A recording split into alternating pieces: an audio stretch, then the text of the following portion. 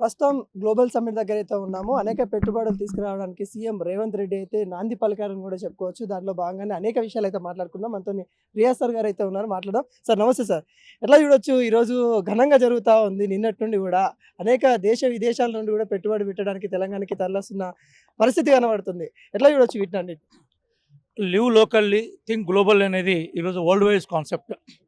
మన దగ్గర ఎంత కంటెంట్ ఉన్నా కూడా ఈ కంటెంట్ను ప్రపంచానికి ఎట్లా పరిచయం చేస్తున్నాం అనే మార్కెటింగ్ డిపెండ్ అయి ఉంటుంది. హైదరాబాద్ అనేది 1590లో నిర్మించబడ్డ నగరం. దీని నిర్మాణమే ప్రపంచ స్థాయి నిర్మాణం. దీని నిర్మాణంలో భాగంగానే ఆ రోజు ప్రపంచంలో 40 అతిపెద్ద నగరాల్లో హైదరాబాద్ ఒక నగరంగా ఉండేది. ఆ నేపథ్యంలో హైదరాబాద్కు జియోగ్రఫికల్ అడ్వాంటేజ్ ఏంటంటే ఇది ఒక దోబ్, గోదావరి కృష్ణానదుల మధ్య ఉండే దోబు. అగ్నిపర్వతాలకి అట్లాగే భూకంపాలకు దూరమైన ల్యాండ్ ఇది. రక్షణతో కూడుకున్న వ్యవస్థ ఇది. అందుకోసమే ఆ రోజు అంబేద్కర్ గారు దీన్ని సెకండ్ క్యాపిటల్ చేయాలని ఒక నాదాన్ని తీసుకున్నాడు. ఆ నేపథ్యంలో ఇక్కడ జియోగ్రఫికల్ అడ్జస్ట్ ఒకవైపు అయితే అద్భుతమైన మానవులు ఉన్నాయి.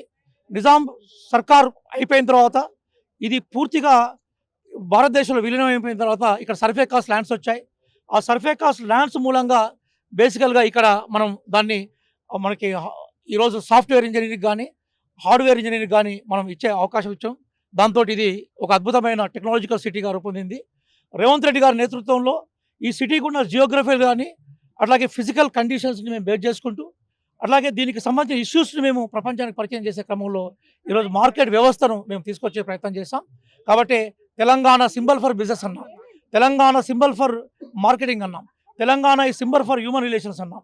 కాబట్టి నేచురల్గానే ఇక్కడ ఉన్న జియోగ్రఫికల్ ఇష్యూస్ అన్నీ కూడా ప్రపంచవ్యాప్తంగా ఉన్న క్యాపిటలిస్ట్ని అట్రాక్ట్ చేస్తూ ఉంటాయి. ఇక్కడ క్యాపిటలిజం రావడం వల్ల, ఇక్కడ ఇన్వెస్ట్మెంట్ పెరగడం వల్ల, ఇండస్ట్రీస్ పెరగడం వల్ల నేచురల్గా ఎంప్లాయ్మెంట్ పెరుగుతుంది. తెలంగాణలో దానికి సంబంధించిన స్కిల్ యూనివర్సిటీ కూడా పెట్టాం. వీటన్నిటిని అనుసంధానం చేసి ఒక రింగ్ మోడల్ డెవలప్మెంట్ కోసం మేము పోయాం. కాబట్టి డెఫినెట్గా Hyderabad is going to lead entire India. We are visioning that and we are salute for the leadership of Revanth Reddy ji and also we are to salute for the socialist and the basic expansion of the Congress party ideology.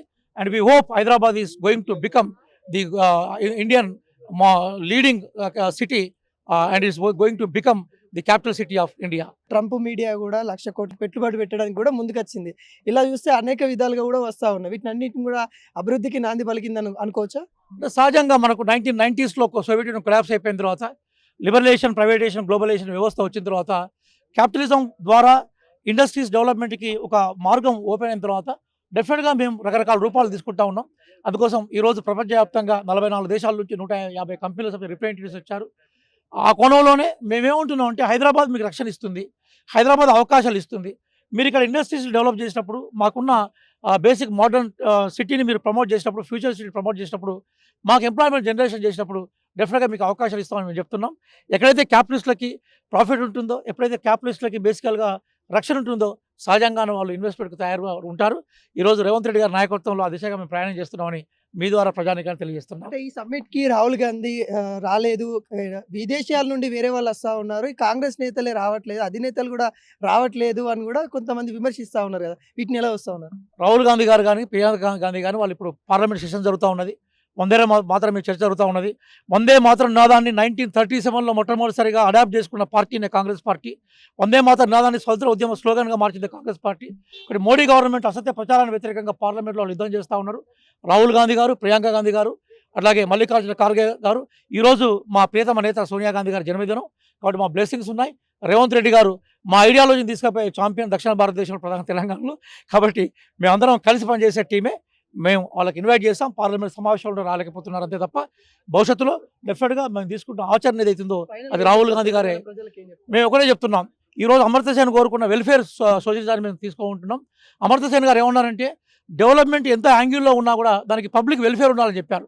ప్రజా సంక్షేమం లేని డెవలప్మెంట్కి అర్థరహితం చెప్పాడు. కాబట్టి ఈరోజు మేము this investments for the sake of people development by having this notion మేము ఇంత పెద్ద సమిట్ ఆర్గనైజ్ చేస్తూ ఉన్నాం. ఎక్కడ కూడా చిన్న ఇబ్బంది లేకుండా మా గౌరవ ముఖ్యమంత్రి రేవంత్ రెడ్డి గారు కానీ, డిప్యూటీ సీఎంగా ఉన్న బట్టి విక్రమార్క గారు, మంత్రిమండలి అందరూ సహకరిస్తూ ఉన్నారు. కాంగ్రెస్ పార్టీగా ఇది మేము భవిష్యత్తులో కూడా ప్రజానికాన్ని డెవలప్ చేసే కాన్సెప్ట్ అనేది తీసుకున్నాము. కాంగ్రెస్ పార్టీ మేనిఫెస్టో కమిటీ మెంబర్గా we hope the Hyderabad city and Telangana is going to give a global development, making Hyderabad as the center and core for it. Thank you.